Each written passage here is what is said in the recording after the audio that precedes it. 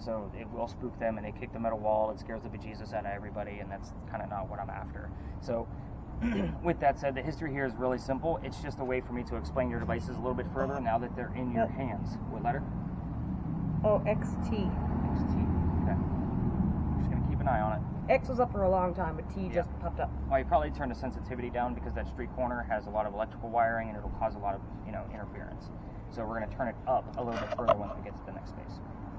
The history here is that this is the same red barn that held horses that delivered milk and eggs to the residents of Charleston, 1860s to 1920s, roughly. So very vague history, but keywords here are going to be delivery, milk, eggs, anything relative to a stable. You guys got the gist of that. So let's talk about these spirit boxes and communication devices, because there's already questions being asked, which is good. I want you guys to ask questions. Spirit box. What's the first question everybody wants to ask a Ouija board or a spirit box? Are there any ghosts here? Is anybody here, right? Yeah. So in the event, Jacey over here, here's the answer no. That means somebody's here. We are not going to be asking yes/no questions all night long. Getting yeses and nos does not prove that there's any kind of paranormal activity. I'm just going to point it out. It's not like you guys are going to watch your TV shows now and laugh your asses off because that's all they do. When I'm teaching people how to use these type of devices, it's a matter of asking questions you already know the answers to at first, so that way you get used to it. If somebody's here, tell me what color the big red barn is. Obviously, we are looking and listening for the color red, but the two of you are using song lyrics, DJs, and commercials and to kind of convey messages back to us. Think of those things as kind of like Bumblebee from Transformers. He doesn't have a voice box, so he uses the radio to speak back to us. So again, it's one of those pieces where the DJs and song lyrics might not have the word red available to be able to convey that message. Fire truck, blood, heart, those three things are specifically red. I would take that as a direct answer. If we asked what color is the big red barn and you heard the word blood, I would be good with that. However, you guys have enough of my gear out here where I'm going to kind of wait to verify something. Like we had Christmas, and I'm waiting for something else to show up to kind of verify what's going on with that. And we might not catch it in real time. So another example of using verifiable clues, you're going to see me or hear me say that a lot, of like I'm going to wait for something else and see how that verifies it. Let's say you have the word art on there, and that doesn't mean anything to us over here. But then May here's the number 40 on her spirit box. If you put the two together, Art Faircloth was number 40 on Big John's team. Do you guys see how this is more of an escape room and you're putting puzzle pieces together instead of more of just a normal ghost tour? Yeah, so that's kind of the mentality that I look for. Like the word Christmas, I'm excited about it, but I'm not going to be stoked until I have something to verify. Like, and otherwise it's just going to be part of the 50% garbage that's coming through that actual device. But this now says mix. I don't know if you heard me say that. I did. Yeah, okay. So again, not every term's going to mean something. Remember, your device is going to be mostly bullshit coming out of there. And that's why I said you don't need to tell me every word. I'm going to come to you when I want to see the word list. And the way you do it is you hit the little white box to the right of it, and it'll show it to you, and you'll be able to scroll through it once we have more than just this, and then you just circle back. Oh, I see. So again, I don't want to hear every word because most of it's going to be garbage. Oh, okay. So I will come to you and say, because remember, I'm going to withhold information. Cameras. Okay. We're going to be in spaces like this where there's parked cars and people walking by. People do not like their cars to be filmed. They do not like to be filmed themselves. So Daniel, your camera looks like we're YouTubers out here. So if I do kind of a Andy's coming, Toy Story, basically you're going to drop your camera and point it at the ground. Yours is much easier to hide because it's a cell phone. Sure. You kind of get the point of that. But we're going to talk about your camera first. So your camera, I know I said don't film people, but I do want you to try to keep one of us in view at all times. You need to have it in there, otherwise it'll turn red. Right, you got it. Perfect. Much easier to find that cold spot, right? The other thing is to keep the sky out of view. The reason why, if you can, by the way, some places that'll be impossible, the blue dot I talked about earlier will default to the sky if it's in view. So, and then we get a strange anomaly, like there's a 32-degree whatever. There's no surface on the sky, so that's why it automatically defaults up there, like because that's the coldest spot that it can find. So kind of keep that in mind as we go through. With yours, nice, slow movements. The slower you are, the better. That's why I gave May the device that she has, so that way, because that one can be a little bit boring and dry. You guys have to remember, we're doing mini investigations throughout the city. An investigation normally takes anywhere between 6 to 8 hours to do. So filming something and holding a camera for 6 to 8 hours is usually not ideal. So May, you're definitely going to have to share that earbud so he's not falling asleep on us. So with yours, Pete, I'm going to have to show you more about that at our next location. What other questions do you guys have about your devices at this point? Now is the time to ask. This guy, do you want me to tell you if something pops up, or are you just going to ask me every time? So when I come to see you about the word list, we're going to look at the full row that you have at the bottom. Oh, I see. And then we're going to actually reset it if there's nothing there, so it kind of clears out. The way you reset it is there's a dial up here, and just because you only have 2 letters, you turn it counterclockwise, it'll shut off, and then back to 9 o'clock. So you get a happy little song, and then you have a clear slate at the bottom. Yeah. But you're going to see that it'll overwrite the other letters, and then it's very hard to discern like what this grammar There's high quality in it. So that way, I heard high quality. High quality? Yeah, but what question is that answering? Reset it. Talking about the camera. The If I camera? have Is the it? volume on this all the way down, but can still hear kind of a static noise, is that fine? It's up to you. This is your tour. So you're going to see, like, I'm going to give the history of a building, and then we're usually going to spread out a little bit in some of these locations. So you're going to want to turn that volume up. You are? Yeah, you are. Because you're going to want to hear what those song lyrics and DJs are saying. So whatever you're comfortable with. So remember, like, if you... I'm looking at you. You're walking on the sidewalk.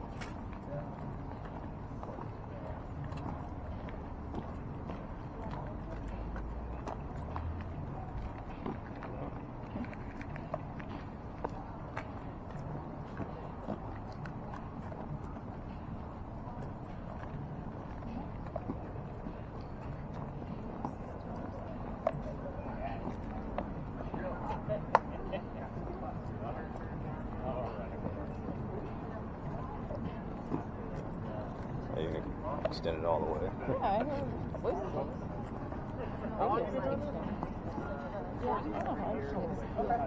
So, for like a second. English major. Work history. I was in retail management for over 20 years. Yeah, walked away, making 6 figures, to roll the dice and try to do this. And lo and behold, I'm happy. I still write books, and I'm using all of my degrees, and I just signed up for another master's degree in history. So I start November 7th. So, yeah, like I need another damn degree. So that'll be 2 masters, 2 bachelors. Wow. Yeah, educated guy you guys are talking to. I'm not some random street guy. Sorry, masters and bachelors in what? I have my bachelor's in English, another bachelor's in journalism, so I can write fiction and non. And then I have a master's in creative writing, and then I start my master's in history in November. So, so when I can't tour anymore, I'll basically be an archivist. So these streets down here, like, I'm already having knee problems. So I figure another 10 years, I'm probably not going to be able to walk. So might as well have something to back it up with, right? All right, so where the hell are we? Welcome to a parking lot. Congratulations, you made it. By the way, the party of 4 that came, feel free to intermingle your devices. I want you to experiment with different things. So again, have some fun with it. Like, that's why you guys are out here. All right, so this place used to be something relative to the city of Charleston. Of course it did. It's a parking lot now, congratulations. But it used to be the Eliza and Charles Pinckney mansion site. So their mansion actually sat in front of this space facing East Bay Street. Eliza's garden was lined up with that 5 Church restaurant over there and came all the way across. And we are standing in the servant and slave quarters for the home. I always like to give you the layout of the land before we actually get started. Now, for all of you communication device people, I am not going to be giving you questions like what color is George Washington's white horse, like what we did over there with the big red barn. You're going to get the answers from your spirit boxes. So again, this is the first place where I'll start withholding information, so that way you have a genuine experience and you're not getting those subliminal messages from me. Is that fair? All right, so who the heck were these people? Eliza and Charles had a son named Charles, and they had a nephew named Charles. That's 3 different Charleses. Do you see why we look for a secondary clue now? Is that way we can verify which one it is?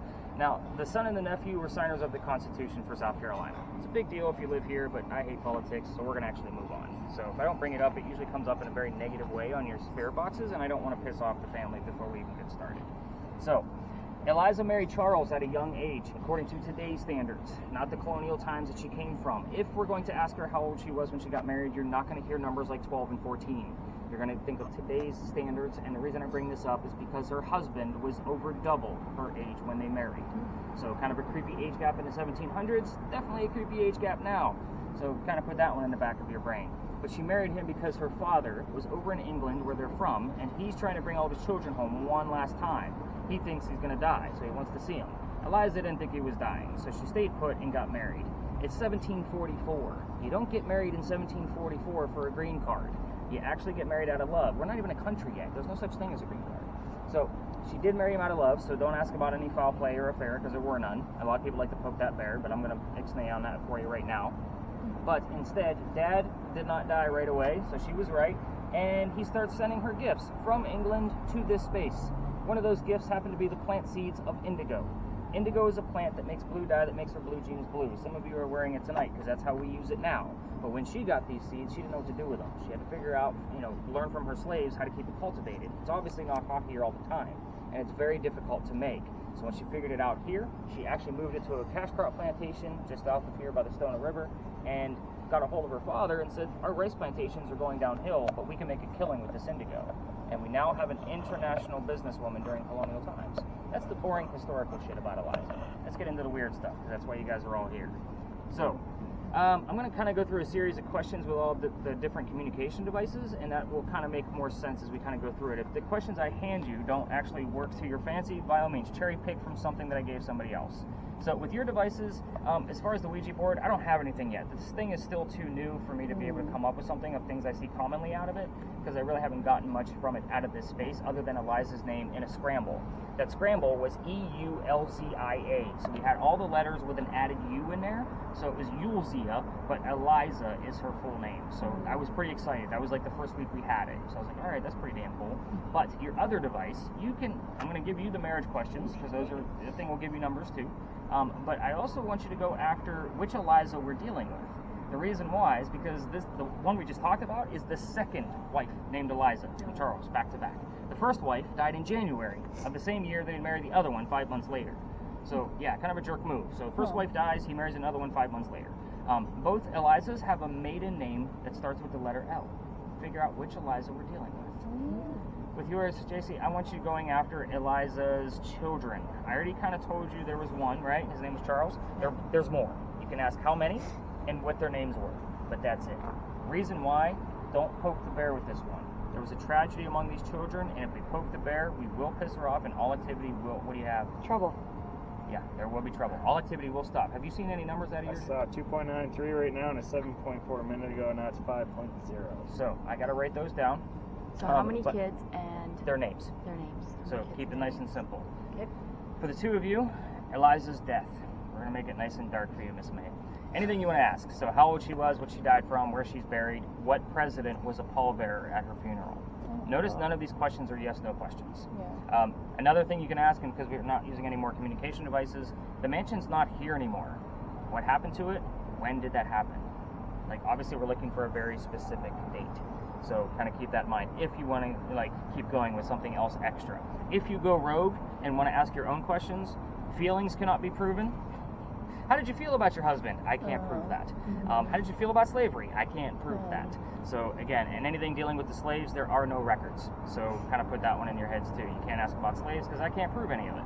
So if you want to ask and hopefully get a direct answer, by all means do so. I just can't prove it. So it'll be your own personal experience at that point. So I'm going to keep Pete behind so I can show him how to use that device. There's plenty of cars in here, so we're going to stay the hell away from them, and we're definitely not going to go in between them. A lot of people like to go in between the vehicles for some odd reason. Like, these cars actually belong to employees of people working down here, and sometimes they come down here to take their breaks, take a nap, do whatever they got to do, and it's kind of creepy if we have a, Phasm cam pointing in there with a bunch of red lights. So again, we're just going to stay away from the vehicles. We got plenty of space, but we are going to stay within the walls, and I'll be bouncing around with everybody once I'm done with Pete. So have some fun with this, guys. This is why you're here. So go find us some ghosts and let's see what we can capture. Hit your record button. Okay, that should be recorded. And then with yours, you're already recording, Daniel, so that's good. Yeah. So yeah, nice slow movements out of both cameras, and just make sure your camera stays to the left. I send this spliced video to YouTube, and it doesn't know the flippies, so you can't move the camera to the right. Otherwise, it'll be upside down for everybody. Do you get what I'm saying? Turn to the left. Oh, turn it over. Yeah. So if you Yeah, flip okay, this yeah. side, just make sure it's always on I your thought I left. always had to turn left. No. This isn't NASCAR, man. That's gonna be really weird. This isn't NASCAR. You told me not to get dizzy, and I know, it's gonna right? make me dizzy. All right, everybody, go spread out, have some fun. Okay. Let me show you how to use this guy. So first off, what were those numbers again? Most we got was 7.2, I think. Store, dude. So you asked the question out loud. Yeah. So Eliza, who's the president that was a pallbearer at her funeral? Yeah.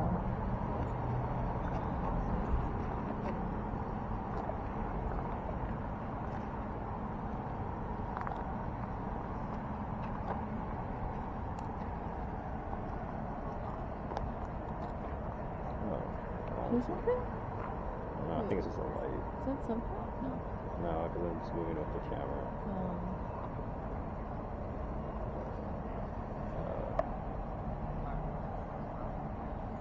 You hear anything? I don't hear any names. Do you?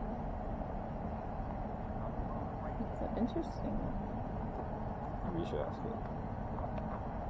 Eliza, what did you die from?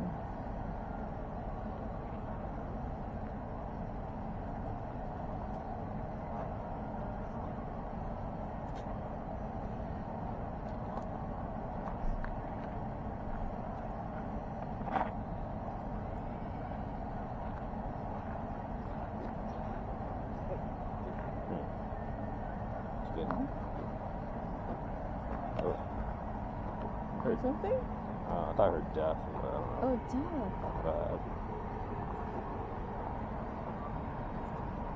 Is that one of the questions he asked? Eliza, what did you die from? Is that one?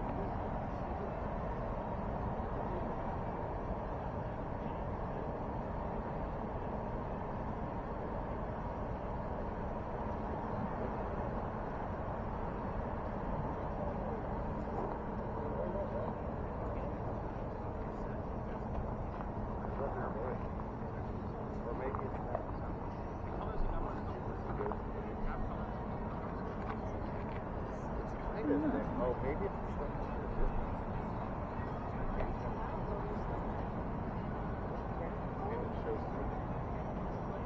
Eliza, who's the president of the pallbearer funeral?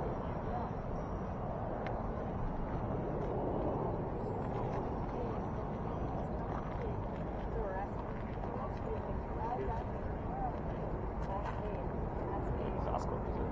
Huh? What? What? Play classical music.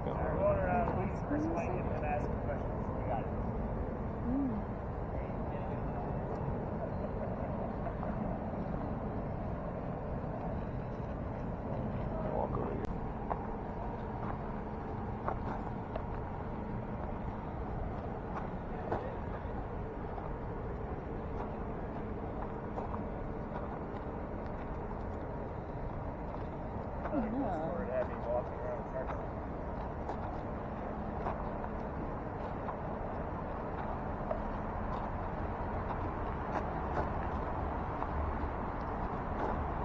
That's another question to ask.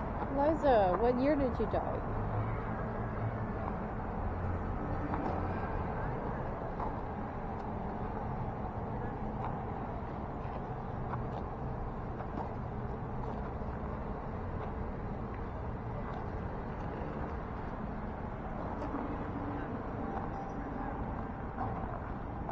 Eliza, can you tell us the year that you died?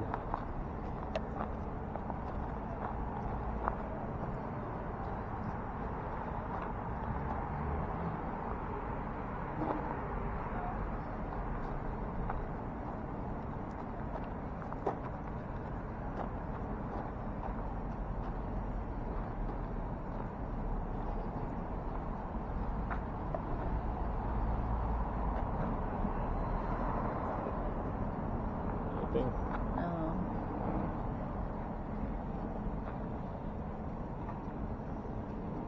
Eliza, can you tell us the year that you died?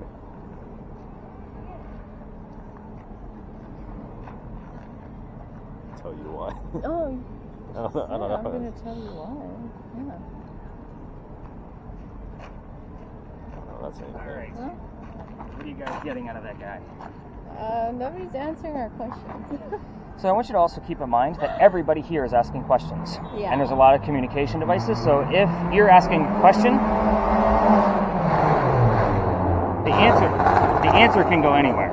The answer might be on an EVP on my voice recorder. Oh, I see. Oh, She's kind of see where I'm going. Or yeah. Jacey might hear it on her spirit box. Okay. you guys are getting the point. Okay, So it might okay. not be a direct answer all the Uh-huh, time, but yeah. sometimes we just get clues of things that are very specific and relative to Eliza or the Pinckney family. Okay. Like names specifically. Yeah, that's Like what I was if one of the looking kids' for. names, like if one of the children is here and they happen to capture the name that's coming through, they're going to tell us that their name was Charles. Okay. Because that'll Got it. pop through. That's I obviously see. relevant to the space. Yeah. So no matter how silly of whatever you guys are hearing, like I Uh-huh. said, drop it like it's hot might mean that there was a fire here. Okay. Oh, Okay, got it. So the word hot, I would verify that with getting pieces of the date of that specific occurrence. You Okay. kind of see where I'm going with Yeah. that? Yeah. Uh-huh. So, but yeah, no matter how silly you think it is, you're looking at me like, man, this is kind of weird.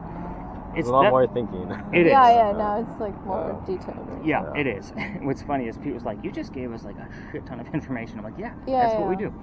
So this is ghost hunting. You guys wanted to learn how to do this? Like, Yeah. that's why you're out here. Okay. Not a Okay. normal ghost tour. Yeah. But yeah, with your camera, you're perfect. Nice slow Okay. movements, standing still. It's much easier to find an anomaly moving by when we have a nice still camera. So you're also going to see like a little diamond shape because there's one glare on there. I've done everything I can because the last lighting that I got had was it, very yeah. bulbous and there was a Uh-huh. lot of glare. Uh-huh. This is the least I The can least probably get amount of on there. glare, yeah. So I'm actually Okay. thinking about getting another one of these and crossing it this way, so that way there isn't one at all. I see. But I believe it might actually be coming from the 4 LEDs that are on the front of the camera, because there are 4 lined up with the camera itself right here. So there's 4 and then 20 up here.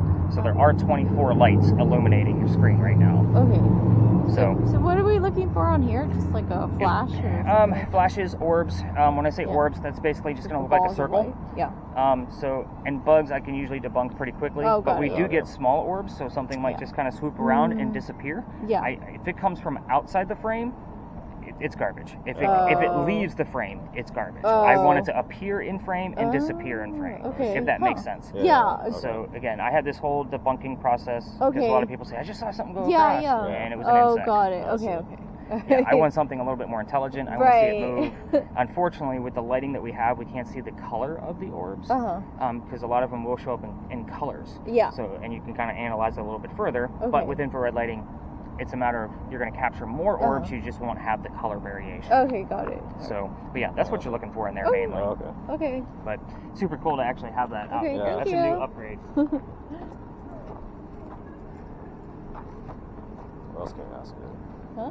Just ask her the same questions, or What should we ask the same questions? You can ask whatever you want, I guess.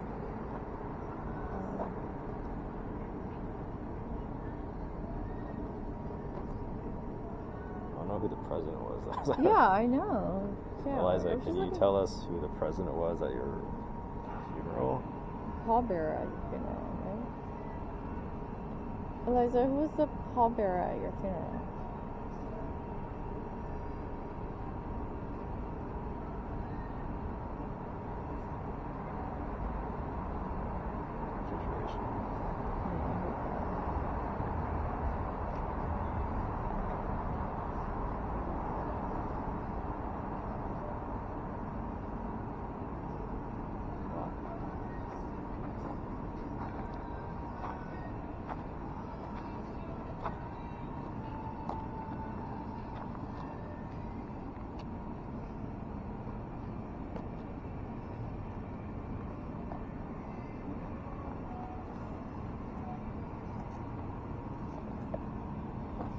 Eliza, how did you die?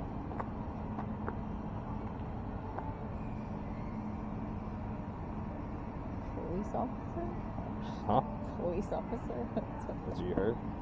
Yeah. What about crime? Crime? Yeah, right? Police officer and crime?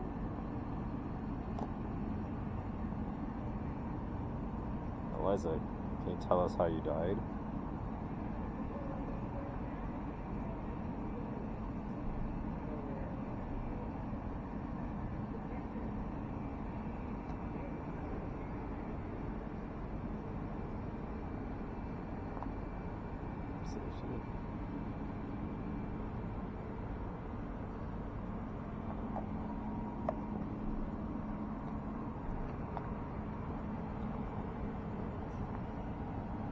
Money?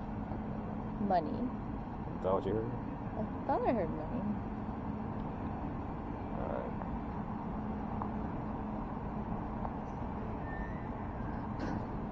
sorry, can you tell us how you died one more time?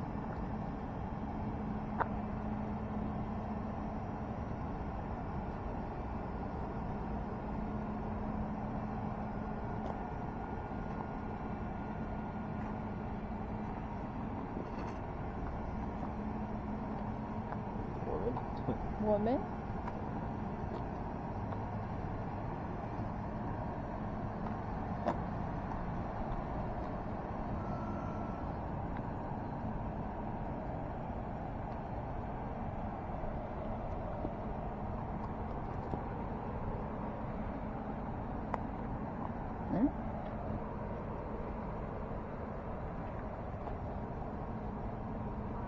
See anything? No.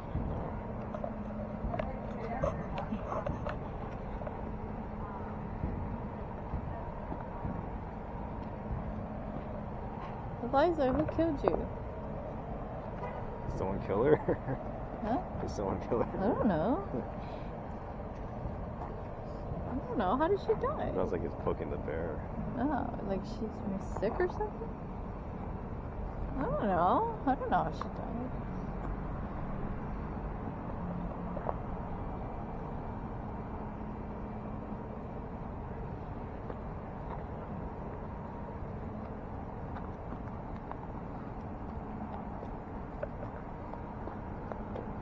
Just looking for names. Names? I don't know any names, right?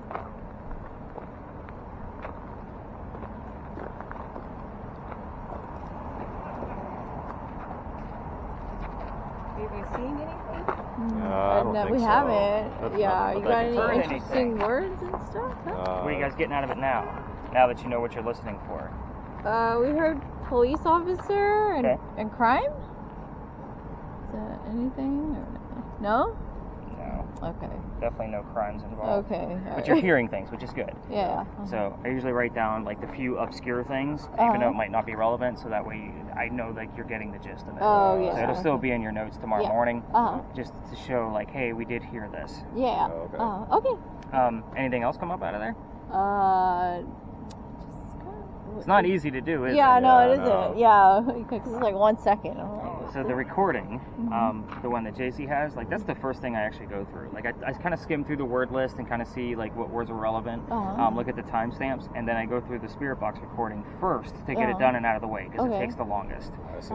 So and that's with my first cup of coffee. I'm listening to what you guys have in your Yeah. ears right now, Okay. and that's every single morning. Uh-huh. So yeah, I get that one done and out of the way because Okay. again, it does take a while. Yeah, Sometimes yeah. I got to research something. Like she just gave me Okay. the name Taylor. I don't know who the hell Taylor is. Yeah, Oh, we Taylor. haven't. Well, I was looking for names, but I haven't heard any. But Taylor might actually be one of the team rosters Yeah. from Big John's. Okay. I told you we get bleed over. Oh, yeah. So I don't know got who it. Taylor is, Okay. and I won't have a verification until I spot check it. Okay, got it. Okay. But yeah, you heard police officer and crime. Definitely no yeah. police officers were available Okay, in got it. 1744. Okay. That's so good. Okay, so that's Not a bad.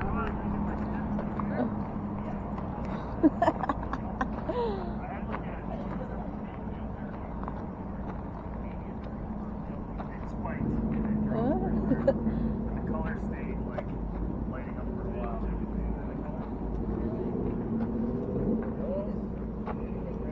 Eliza, how old were you when you died?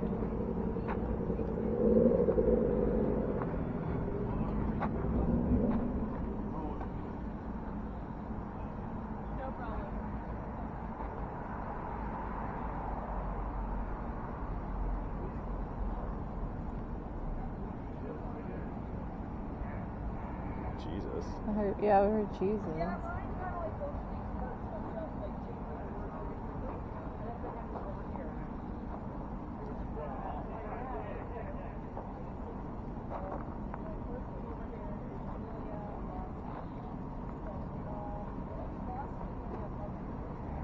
Eliza, how old were you when you died?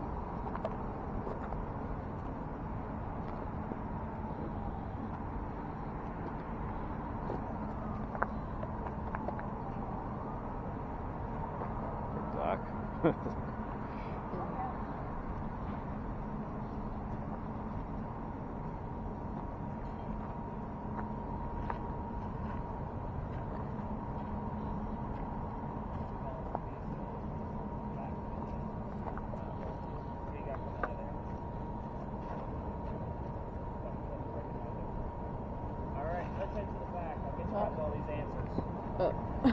Did you guys hear anything else come up out of there? No. I heard Jesus. Jesus, That's yeah. it. Jesus. Ocean and Jesus. Got it. Sure. All right. 3, 2, 1. You got numbers. Oh, I think that's a weird. pretty common commercial for us. So I've had that in the past where you're finding new elements. Oh, I see. All right, so let me explain Pete's device just a little bit further because we did get some really good spikes out of this location. A symbol.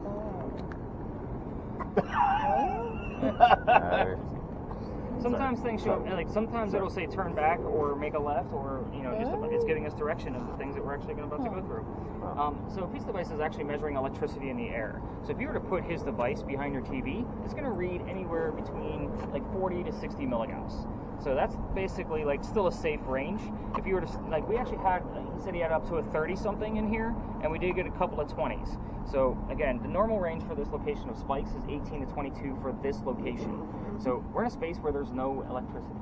So the other thing is that the Ouija board device, so that works almost the exact same way. Anytime there's a spike of electricity in the air, that's when the cursor stops and makes that letter stand to the bottom row. So again, they work pretty much the same way. But the highest I've ever seen that device go is actually been in this location at 214 milligauss. I want you to keep in mind a running microwave on high runs about 150 to 170 milligauss depending on the wattage of the microwave. So to get a 214, I just told you guys earlier I got epilepsy. I don't play with electricity in the air. When it gets triple digits, we're out. Like, we're done. I'm not going to sit here and you don't want that guy dropping on you. This is supposed to be leading the investigation. So in St. Augustine's Lighthouse, that thing actually went to 197 2 times, 2 different rooms. So kind of an interesting thing. And I didn't even know it went over 200 until probably about 4 or 5 months ago. We had that 214. So it's pretty exciting stuff, but it was kind of scary at the same time. So you asked me for scary stuff? Yeah, that's when my brain's about to go fried. So let's kind of go through the answers. I always, when I break out the tablet, you guys don't have to huddle around. I got used to that with COVID. I'll go around the room. Yeah, when we were like out here touring, when COVID was still hot, like we had masks on. Like, it was a mess. So yeah, it was really hard to hear me. All right, so Eliza, we already figured out that her maiden name was Lucas because we did get the name Luke on the word list, so it's close. Is it close enough? I don't know. We're going to see what else pops up out of it. Maybe we'll get the other maiden name of the first wife, which was Lamb. So Lamb and Lucas were the first, or the maiden names of the 2 wives. So this Eliza married Charles at the age of 22. Charles was 45. It's definitely better than 12 and 25, so we're going to take 22 and 45. The only reason that's creepy to me is because I'm close to that age, and my eldest daughter is also close to the other age, so it's very creepy to me.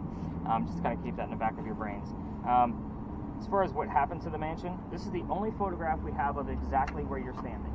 This is after the Great Fire of 1861. We didn't get anything relative to the fire, but when we do, we also get at least 2 out of 3 digits from the date, 12/11/61. Very specific numbers. So again, it's not like we just get those random, like you just heard of 321. Yeah, I got nothing on 32 or 21, anything like that. Also keep in mind when I'm going through your Spirit Box recording, anything that says 2022, which is the current year, I throw it away.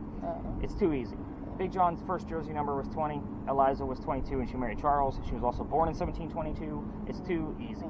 So I just throw it away. I'm not even going to take it. If it was 22 people died in this car crash, yeah, I'm going to take that one because that's a little bit more specific. So every tour that you guys are going to take, I don't know if you're taking anymore. That's interesting, you're getting blips now. Every tour is going to talk about a great fire that occurred here because there's been dozens of them. This one, you're standing on the tiny little green dot on the right-hand side of this map. Obviously, the orange is the fire. It went from one side of the peninsula to the other. Like, this was a giant fire. So, the only reason that the Pinckney Mansion did not burn down completely is because it was not completely made out of wood.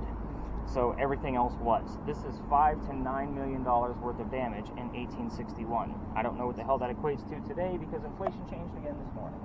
So, keep that in the back of your minds. The children, there were 4 of them. We didn't get the number 4 at all, but I'm going to go briefly through the children. Charles, you already know about, signer of the Constitution, right? The next child was Thomas. Now, we did get something somewhat relative to Thomas because he fought in the Revolutionary War. He fought in the Battle of Camden, shot in the left leg, and was captured by the British. The British released him, and he was left on a cane the rest of his days. It's weird that you're getting blips on that. Go ahead and reset it. No, I'm not that close to it. Your range is pretty short, so something would actually have to be this close for the thing to go on. I was over, at least a good foot and a half.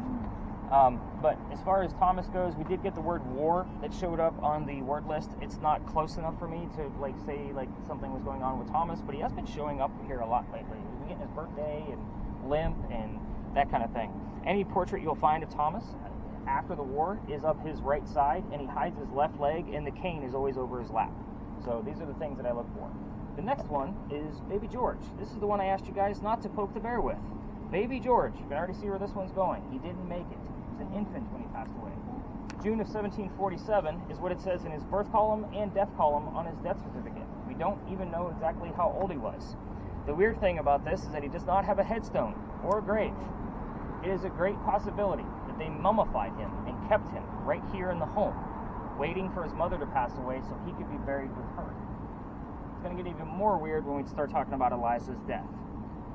One last child. Her name was Harriet, the only daughter. She married Daniel Orey. So Daniel Orey, obviously Horry County is Myrtle Beach area, so that kind of gives you an idea of where she lived. It wouldn't have been a 2.5-hour car ride for Eliza. Lots of letter writing. In the event we hear from Harriet, which we very seldom do, quill, ink, paper, those kind of terms will show up. The word published will also show up just because all of those letters were published in Eliza's letter book.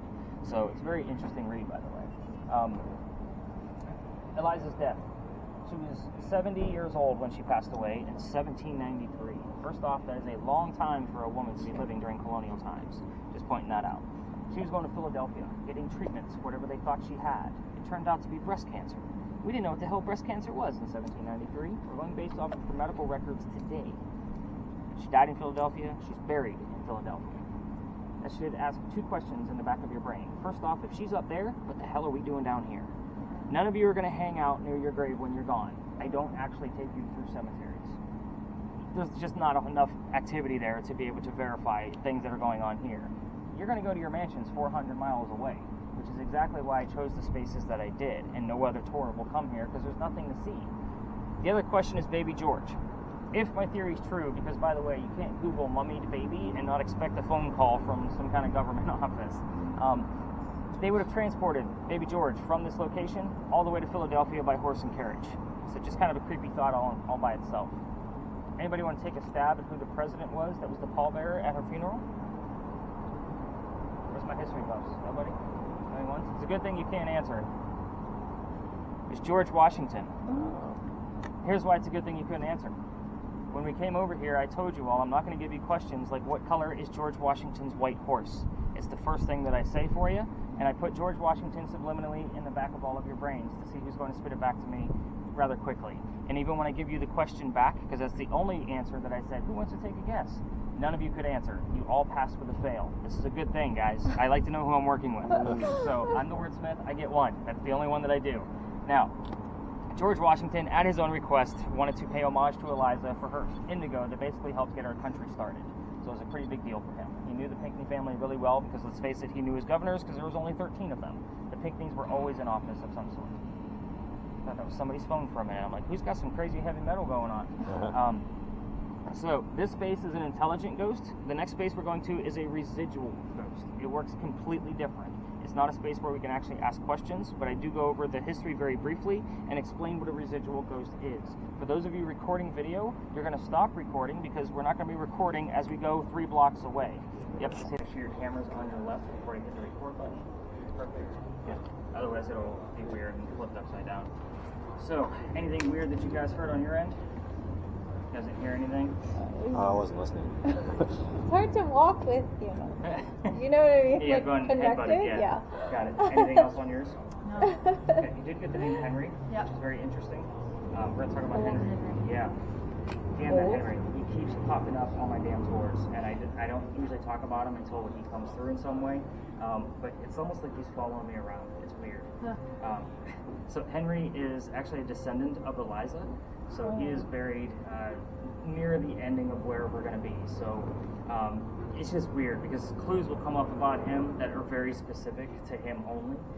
He was a politician, so sometimes we'll get like whatever political thing that he was, or he was the editor for the newspaper called the Mercury.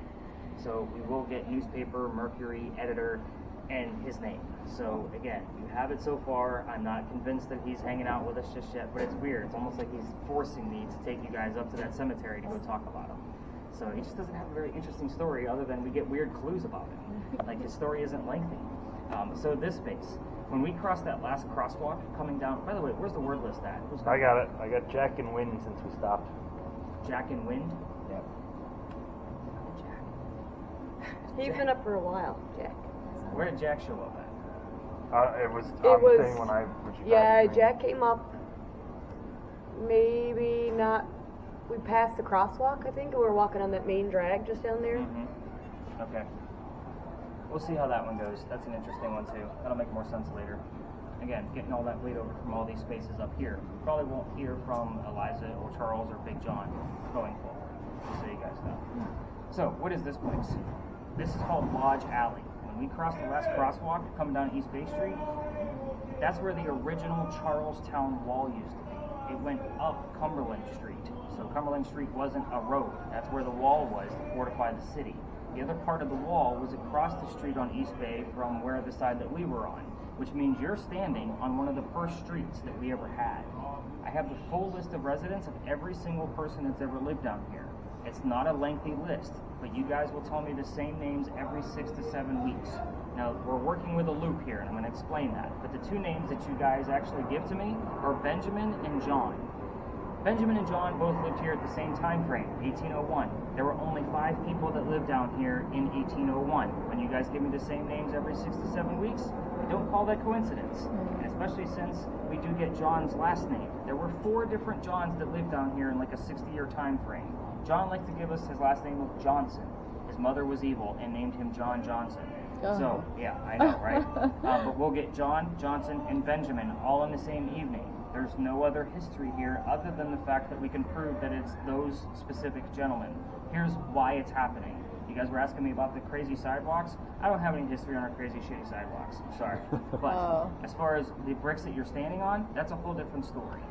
These bricks have been here since 1739 that we know of. So again, even the historians don't even know for sure.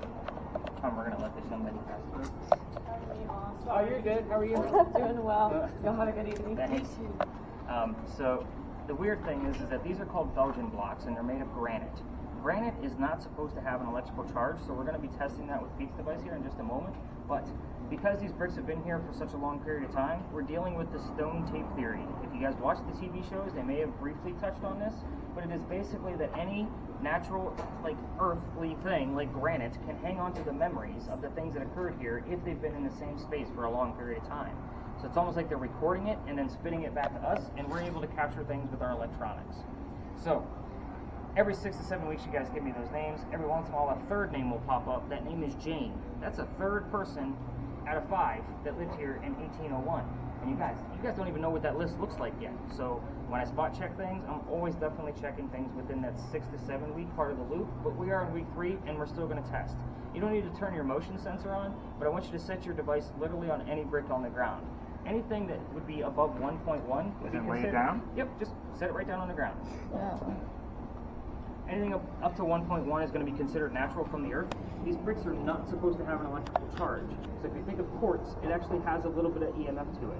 A magnet has EMF to it. Granite does not. Any numbers showing up? 1.2. Yeah, that's natural. So you can go ahead and pick it up. We're not going to get anything out of it.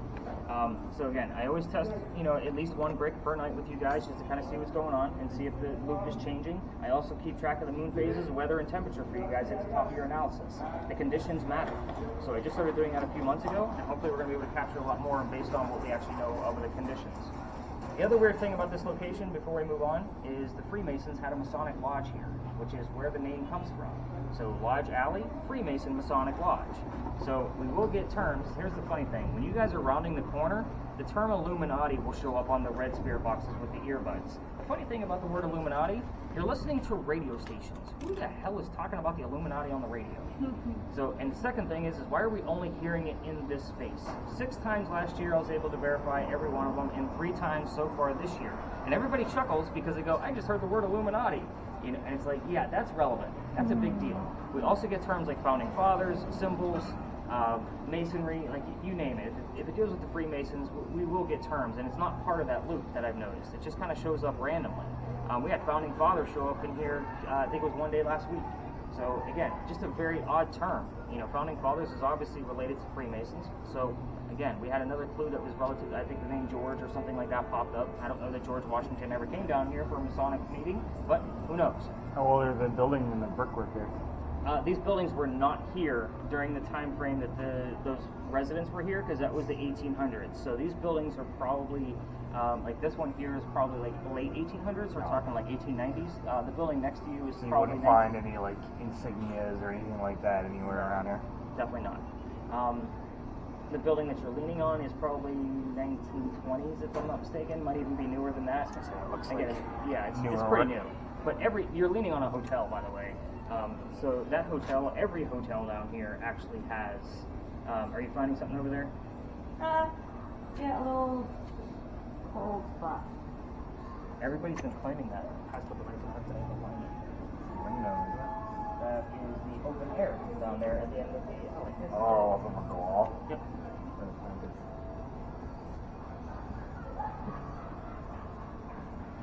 So I'll definitely take a look because you had your finger pointed right at it. So again, a lot of people have been doing that lately the past few nights, I've noticed. So it's kind of like they're just finding all the same thing, but I've been able to debunk it because there's open air at the end of the alley, like above those trees down there. So a lot of times it's just the open air. We have caught orbs down here, just so you guys know, little tiny little blips that'll show up. So I definitely look at the camera while we're down here. The next space we're going to go to, do you have any letters that are showing up by the way? I had a handful. I just cleared it. I just got a B. A B. Yeah, I think I touched it. Let me know if it spells out bend. That would be interesting. The next space we're going to go to is another alley. However, I cannot take you all the way through it, like what we're doing here. It is residential at the end, and I'm the guy that got caught. So I stopped going down and taking you guys all the way through it. So we are going to stick to the one side, and we're getting into those more popular ghost tour stops. So we might start seeing those much larger groups of 15 to 20 people. We just stay out of their way. So kind of keep that in mind as I kind of steer us around in the next couple of spaces. As we exit the alley, for those of you with video cameras, you will stop your cameras just because we're cutting through a neighborhood. We don't record houses the same way we don't record cars. So just stop your videos as we exit, and then you can start them back up again once we get into the other alley. But there will be other tours there, so just be mindful of them. They didn't pay to get filmed, you guys did. So that's kind of how that works. I just stay out of their way. Remember, I don't have a whole lot of friends in this industry, so I take a lot of business. Okay. Not to mention, I'm usually double the price of most other tours in town because of the gear. Any other weird questions about the stone tape theory that I might be able to answer? Did that intrigue anybody? Because that's been something I've added in the past like 6 months. It's an interesting paranormal theory that really hasn't been fully proven yet, so hopefully with the amount of data that we collect out here, we're going to be able to prove that wholeheartedly, that it's actually on a loop. So, alright, let's head up to the next weird alley and let's go see what we can find up there. That's kind of clear. What? 1904, the Bible. Bible? 444? Ford. That's my house. And I heard Ravens. Huh? I heard Ben's Ravens. last name? Hopkins. B-I-H. I like BH. That works for me. Remember, you're going to get some interference out of that. I don't know his middle initial. No. No, I just have Who's Debbie or? Huh? Who's Debbie or? Heard what? Debbie? Debbie? No. No, Dennis. Oh. Goes all the way through here, part of the ghost story I'm about to tell you, but I would always show off the bricks of that other side because they're older than the bricks on this side. The reason why is because they're sun-dried bricks from slave children. Those bricks are hand-turned, and there is a full handprint in one of those bricks at the end of the alley that shows the handprint of a slave child. There's also fingerprint swipes, because remember those bricks aren't going to be perfect. So, yeah, very interesting. She heard the word hand, and I was like, nope, I don't think so. And I was like, oh shit, the damn handprint. So I will tell you, like, when I used to take my team all the way through, everybody wanted to try to get some kind of reading out of that one brick with the handprint in it. However, I treat that the same way I do a grave. The kid's not staring at that brick in the afterlife. So that was November 26th of 2020. Is there a group coming through? We're going to just kind of step aside. Where's the word list at? Let's see the word list. Oh, he's got it. Things feel empty.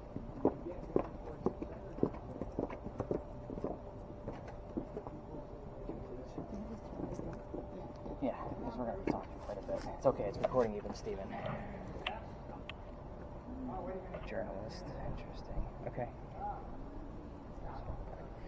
So that particular day, I was trying to scurry that group along away from that brick because it is outside the dining room window of the beautiful mansion at the end of the alley. That guy was a little tired of me coming by, and I was still new at this and didn't really know all my boundaries yet, so he came out screaming. My daughter thought it was great because Dad's getting yelled at, and we moved on. The next day was Thanksgiving. I didn't have a tour that day because I worked in retail management for over 20 years. I'm never working another Thanksgiving again. Most of those years were for Walmart. I'm sure some of you can actually relate. Now, with that, the next day I got a phone call asking me to go down halfway, which is what we're allowed to do, or to reroute my group. I didn't think it was fair for my group of 10 to be working around 20 to 60 other people in here. So I'm going to tell the story outside the alley and reroute that group that night. I told them we were going to move on, but I didn't really believe in the story that we're going to be discussing because I'm a vampire guy, not a pirate person. The next story is a pirate one, just so you know. Before we left, somebody hears the name Anne on one of the spirit boxes. So I was like, oh, damn. I did not tell them that we were going to be investigating Anne Bonny, the famous female pirate. So I was kind of like, okay, we'll see what happens. We get up there. I told a little bit I did know about piracy at the time, and somebody else hears the number 300 coming out of their spirit box. I didn't know what that meant until I'm doing the research. As I'm sure you and I were discussing, like, I do all this based on research. We were there on November 28th of 2020 for the first time on this tour, and Anne Bonny's trial for piracy was November 28th of 1720, the 300-year anniversary. So I keep taking you guys back there. However, it is a hit or miss location. We either have a ton coming through or absolutely nothing. I never know what's actually going to happen at that space. So now that I did the ending of this story first, because of the term hand, I'm actually very excited that hand showed up and that we actually have something solid. So it's probably the first solid piece, other than Henry, that I might be able to verify later. So where the heck are we now? I thought we lost Dave. So this is Philadelphia Alley. It's known as Duelers Alley because this is where some of the duels used to occur. It's named Philadelphia Alley now because we named it after a city that helped us out of one of our many, many fires that I mentioned earlier. Now, we all tell the same story of the same duel because we can actually prove that it occurred, and it's actually a pretty interesting story. Here's how it goes. A doctor moves down here from Rhode Island. His name is Dr. Joseph Brown Ladd. Now, his name will show up here quite a bit, by the way. He moves down here because he's supposed to get married to his fiancée, Amanda. Amanda just inherited a bunch of money from her dead parents. She has an attorney helping her out with all of this cash flow. The attorney thinks that Dr. Ladd is just after Amanda's money. So he tells Amanda, get rid of the doctor. Dr. Ladd moves to Charleston to prove that he's not just after Amanda's money. He's going to make his own. The coachman that brought him into town set him up to be robbed and killed. So it wasn't a good start. Somebody was walking by. He lived around town, and he knew the coachman, and he knew that the coachman was going to try to kill the doctor. So he told, his name was Ralph Isaacs, which, by the way, even before we had the Ouija board device, the letters R.I. would show up here a lot. It's short for two things: Ralph Isaacs, Rhode Island. They had the same initials. We need a secondary clue so we know who it belongs to. But Ralph tells the doctor, you don't want to stay here, dude. This guy's going to try to kill you. I know him. It's actually kind of nice over here with me leaning on the tree, by the way. I usually go over right exactly where he's standing, but... So Ralph tells the guy, you get the doctor, that you can stay with some friends of mine at 59 Church Street. 59 is a key word that we commonly get here, but you could stay there, rent a room, and you'll be safe and good to go. Dr. Ladd takes him up on the offer, and they become friends. The longer the doctor's here, the more money he's making. He proves his point that he's not after Amanda's money, and he becomes known as the Whistling Doctor. Every haunted city you're ever going to visit has a cliched whistling ghost. I can guarantee it. I put my paycheck on it. So just kind of keep in mind, we do actually have proof of this one. I'm getting to that. Him and Ralph go see plays together. They can't sit next to each other because the doctor makes more money. He gets better seats. It's the way the hierarchy works in Charleston. So they talk about these plays on the way home. They go see Richard III one night. They're arguing over the new actress. Dr. Ladd thought she was fantastic. Ralph, not so much. The argument gets really heated when Ralph starts insulting the doctor's fiancée, Amanda, back home in Rhode Island. So it gets really ugly and they go their separate ways. I told you Ralph has a lot of friends here. He goes to his friends at the newspaper and he puts an ad in the paper telling the whole city of Charleston what he thinks of the doctor. Disgrace to society kind of mentality. Dr. Ladd sees the ad and rebuttals with, let's go to Dueler's Alley. We're going to settle this once and for all. So they came down, they took their 10 paces, they turned, the doctor pointed his gun in the air, and he shot. He did not want to kill his friend. He just wanted to have the courage and bravery to show up to the fight, which is often what happened at a duel. But Ralph, he has his one shot, and he puts it in the kneecap on the doctor. The doctor drops to the ground. He didn't die, but Ralph proved his point. He's still pissed off. Dr. Ladd's friends pick him up, carry him home to 59 Church Street. He dies 10 days later after refusing medical treatment. You have to remember that he's a doctor. He probably tried to bleed it out himself. So this was 1786. So it's not like they had a whole lot of, medical knowledge at the time, at least not what we have now. So the ghost story part of this is that as you walk through the alley, you can actually hear the whistles from the doctor. Now, remember, I used to take my teams all the way through here. We're using a voice recorder. It's a three microphone recorder. So if there's any whistles that are going to pop up, it'll be at this point. Keep in mind, if you're going to do this on your own with your phone voice recorders and walk through here without a tour guide, keep in mind every local knows the story. So anybody walking up and down Cumberland or Queen Street is going to throw a whistle down the alley. I do it every night. So we're going to end over there. My garage is over there. So I have to pass the alley. So if my daughter's on the tour, we actually race to see who's going to throw the whistle. I will tell you, in this location, we've gotten 59 plenty of times. Church, which is the exact address. So 59 Church. We get Brown-Eyed Girl will show up. Obviously, Brown being part of the doctor's name. The other weird thing lately, the past, I'd say 2 months, we've actually been getting like songs and commercials with just the whistling part of it. So like think of the Maroon 5 song Moves Like Jagger. There's a lot of whistling in the beginning. Guns N' Roses' Patience came through one night with just the whistling at the beginning. So I just find it very odd that we're getting these whistles here. And it's not like I seek this shit out, guys. It just happens. So when I find it, it's kind of like oh, okay, that makes complete sense. There's whistling right there. We have gotten the word whistle, the name Amanda. Obviously, there's a lot of keywords for this specific location. This is a big bleed over for the last stop as well. We will get clues to this particular story over at the last place. The last corner we're going to is kind of like a ghost tour, like crash course. Like there's so many stories over there. There's so many tours. So again, if something pops up where I'm like, oh, that might be relatable to this, you're going to hear me say, but we're going to go over this crazy Anne Bonny story. Worst case scenario, you're going to learn a whole hell of a lot about pirates. But I will tell you that I bragged on my degrees earlier. You should be lucky I have a creative writing master's degree, because trying to put together a factual investigation based on pirate lore is very difficult. Everything we're going to be discussing up there came from more than 2 resources. So kind of keep that in the back of your brain. I wanted as much factual things as possible, but I'm also not going to be giving you like the plethora of questions. We will be spreading out quite a bit once I go through the history there, just like what we did at the Pinckney Mansion site, and that will be our last stop. Any other major questions here? Have you guys heard anything? Have we seen anything? What's going on with the word list? So far I've had pace. 10 paces? Just pace came up. But As in 10 paces. sure, yeah, the pace, story. P-A-C-E, yeah. Nice. Yeah. Before you start talking about paces. Baby cry came up. Jace or Jacey, J-A-C-E came up. That's me. That just Night. gave me chills. That's cool. The baby cry is good. Here's the thing. Does it actually say Jace? Like that? It does. And I don't know that I've ever seen that before. That's Is that even a word? Because my name's Jacey, but everyone calls me Jace. Well, who did you bring with you is the question. See if something else pops up that's specifically relevant to you. And again, when I'm spot checking your recording, it might not mean anything to the space, but I give it back to you guys anyway, the same way I give you guys that full list, because sometimes things are relevant to you and you alone. So, for example, one girl emailed me the next day and said, my grandma's name is this, and my cat's name is Radar. We had grandma's name, cat, Radar, all in a row. So, again, this is shit I can't make up. It is what it is. So, I didn't put it as relevant to anything, because cat and Radar didn't mean anything, and the name of, I can only remember what grandma's name was.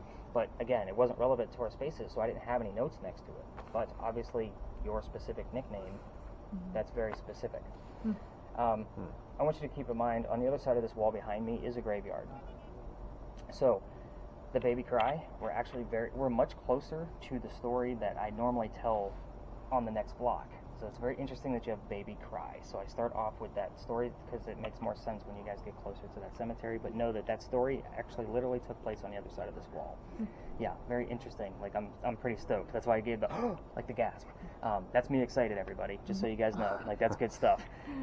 So where's the letters? What do we got going on with the letters? Who has that? I just cleared it, but I had a K. Just a K. Just a K. Numbers over here. All right. We don't normally get numbers in here, but when we do, it's a pretty big spike. Like Any of these things interfere? Nope. Yeah, the signal might show up if you actually had them touching. Like you might get an EMF reading. Like go ahead and place that. Place this on top of that device, and you might get an actual reading out of it. See nothing. Again, it's not connected to the internet, so it's not. It's just there for the app. That's the only thing on there, and I email myself the list. So. Where's the thermal camera? That actually only has the FLIR software and what I call Movavi. It basically takes those files and compiles them, and then I can send them to YouTube all from the phone. And that's done on my way home, so that way I don't have to deal with it in the morning. So that's the only things on those phones. All right. Were you recording in here, by the way? Yeah. Okay, good, because we've caught orbs in here in the past. Have you guys heard anything? Bible? Bible? Yeah. Right next to the damn church. That was kind of bad to say, wasn't it?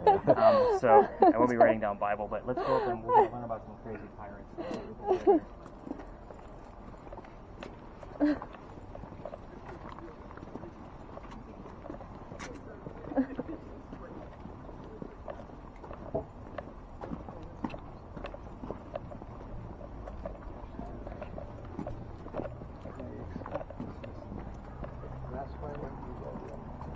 See anything? Okay. I heard 343 back there. Huh? 343. I'm across the street though.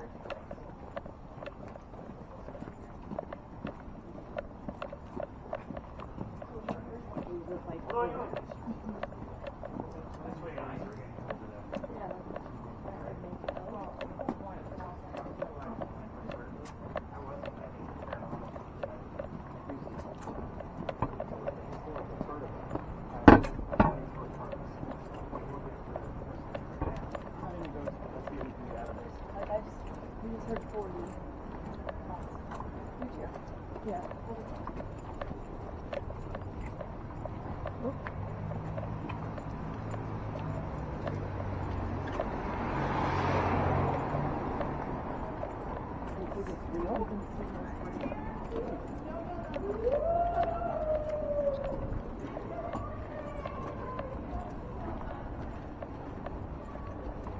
Legitimate?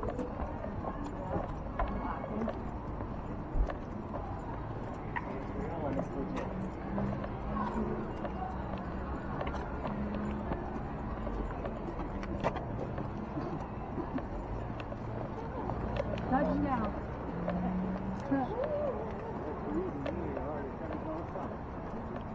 Touchdown.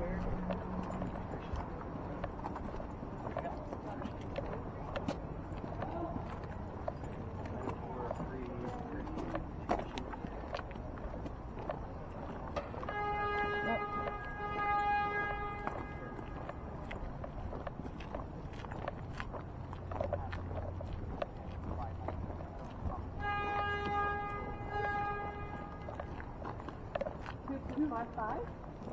Yeah, that is 259.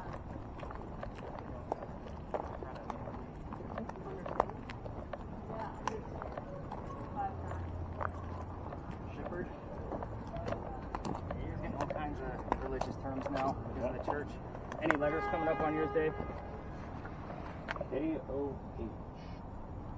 Yeah, I got nothing on that. Anything coming up out of YouTube? No. Did you hear something? No? I'd study. Study? Yeah. Let me give you guys lots to study. All right, so this is normally, like I said, like a big hotspot for other ghost tours. I like to point out a couple of things. I let them have their final big thing over there at the church because it's their one show and tell. You guys obviously have been playing with a bunch of gear, so it's a lot different than staring at a picture. So I will kind of go over it briefly and it'll make sense of the baby cry thing. And it's not necessarily the baby crying. You're going to realize that here in a second. That's the weird thing. So there's two different sides to the cemetery. If you're a native Charlestonian and you belong to the church, you can be buried next to the church. So that's basically what the other side is for. Charles Pinckney, the husband that we talked about earlier, and Charles Pinckney, the nephew, are both buried across the street because they're natives to Charleston. They were born here. Now, your 7th Vice President, John Calhoun, is buried on the other side of this wall. He's not from here. He just lived here for a very long time. They actually shuffled his ass back and forth trying to figure out where the hell he was supposed to go. So his sarcophagus is on this side, and it takes about 8 men to move that, just so you guys, it's a big, heavy stone. But every tour goes across the street because there's a sign right inside the gate that says, "There's no ghost here but the Holy Ghost." They don't want people like me trying to go over and recreating what actually occurred there. So here's how it goes. 1888, a young lady died by the name of Sue Howard Hardy. Can anybody tell me what her initials spell out? Sue Howard Hardy. Exactly. It's creepy, it's cheesy, and it's very campy. But it does show up all the time, especially now that we have the Ouija board. It was showing up on the one that Pete has right now. But again, it's been showing up on the Ouija board at this point. So it's been like very legit. We will get her initials. She dies 6 days after her stillborn child. It's a very sad story. Again, baby cry might not be the baby crying. This baby was stillborn. It might be her crying, so it might be baby and cry.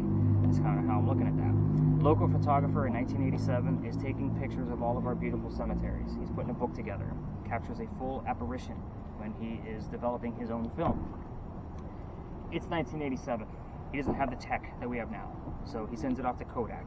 Kodak can't really debunk the picture, but they can authenticate that it did come from the camera that he said it did, and that it was not tampered with.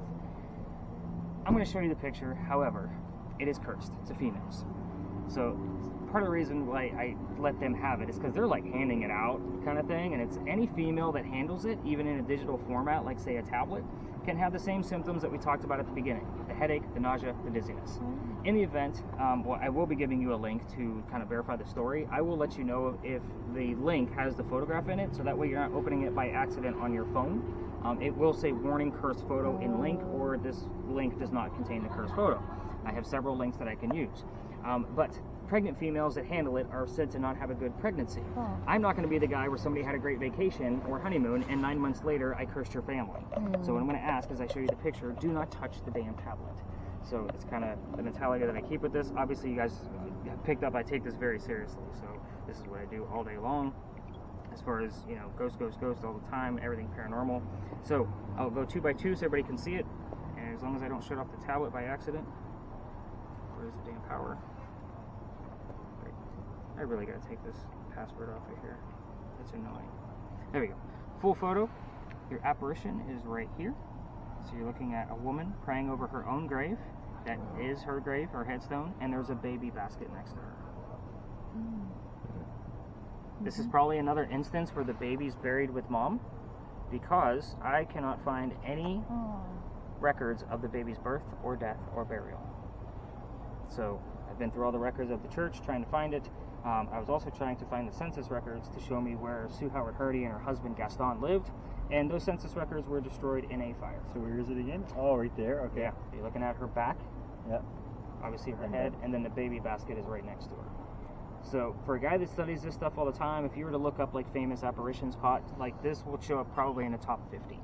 So this is one of those pieces where I let the other ghost tours have it. They make it this big, elaborate story. It doesn't need to be. It's kind of creepy enough just looking at it, you know, as far as showing what's actually showing up here. But the story itself is pretty legit. The funny thing is we were on, right where we were standing, it was pretty much on right on the other side of us. So again, not surprised that Baby Cry showed up on the word list. So that was actually, you know, pretty cool that it actually showed up over there. So let's get into pirates. You guys are all really quiet. Am I wearing you guys out? No. You're very intriguing. Yeah. Thank you. I'll take that. Sorry. Yeah. Well, you'd be surprised. Like, I have 1 or 2 of like those 1-star review people that had no idea, like what they were signed up for, or it was some crazy heckler, which is why you guys paid the prices that you did, because that keeps the hecklers out. Okay. So yeah, I was getting pretty much 1 heckler a night. So my wife and I came up with like this plan to escalate the pricing, and it's kind of at a standstill right now because it's working. Like I don't get hecklers anymore. Yeah. So yeah. But those 1-star reviews, like I dare you, with a person with a master's in writing degree, to go ahead and leave me a 1-star review. Yeah, I dare you. Dave's laughing. It's like, go ahead, find those 1-star. Did you guys book on TripAdvisor? Yeah. I think you all did. Yeah, Go ahead and search for that 1-star review. I I saw read it. through all the reviews, and I know exactly which one you're talking about. But everyone else is I like could. 5 stars. That woman had no idea what she signed up for. So, clueless. They thought most expensive tickets must be the best tour in town. It's not the best tour for her. Yeah. So, let's talk about pirates. The little building over there with the crosses on it. First off, those are not crosses. Those are earthquake bolts. If you don't know what earthquake bolts are, they're basically turnbuckles. In the event we have another earthquake, like what we did in 1886, which we have not, you can turn those turnbuckles, and it's supposed to keep the building from actually incurring any more damage. It's a great idea, it just doesn't work. The reason I bring up those specific earthquake bolts is they're all over town. They're even in the apartment building behind it. You just can't really see them very great from here. But those are the first set of earthquake bolts that Charleston actually put in. Why? Because it's the oldest government building in South Carolina. It was finished in 1713, which is exactly why we're here. We dealt with intelligent ghosts tonight, residual ghosts. This is what I call a familiar. We don't have many buildings this old, so this building was being constructed at the same time that Anne Bonny left. So let's get into it. This building took 10 years to build. Does that sound like our government? 10 years? Oh, I'm sorry, most of you are from Canada. Yeah, so our building. So that's actually pretty legit for our government to take that long to build that small of a building. So it's usually the running joke, but yeah, I just realized most of you are from Canada. I'm sorry. But with that said, right in the middle of its construction is where the story begins. So kind of stick with me. There's a lot of twists here. 1708, a young lady moves here from Ireland. She's with her father and her father's mistress. The mistress turns out to be Anne's mother. Is everybody with me so far? The 3 of them are running away from her father's angry wife. How pissed off was she that she had to leave Ireland in 1708? Yeah, kind of a rough go. But anyway, they land in Georgetown, which is just north of here, about an hour or so, at least by car. And Mom died pretty quickly. That means he has to send young Anne down here to sell anything from the plantation to kind of keep things afloat. Now, young Anne back home in Ireland was kind of a badass. They say she actually killed one of her servants when she was only 7, 8, 9 years old. Remember, this is based off pirate lore. We don't know the exact number. With a knife to the belly. So she's a young lady killing her servant. So I just like to put that mentality of her as we kind of go through her history.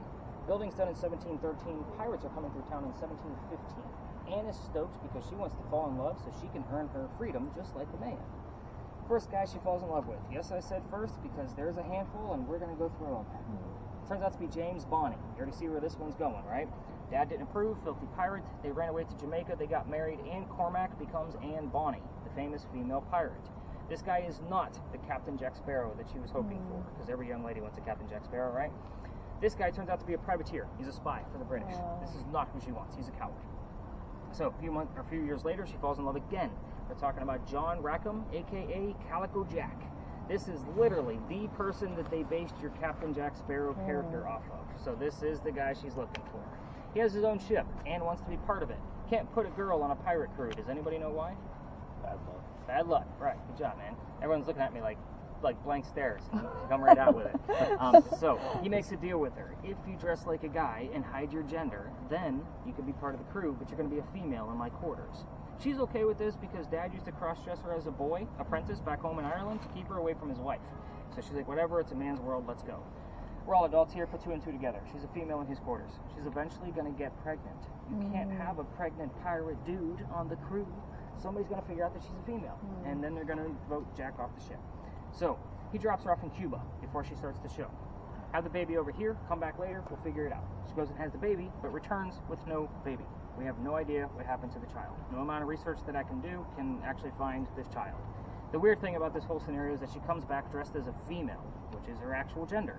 This makes Jack pretty angry. He's not happy about this, because now the whole crew's going to know that he let a girl on the ship, and while she was away giving birth to his child, he captured another pirate crew. They're down below deck.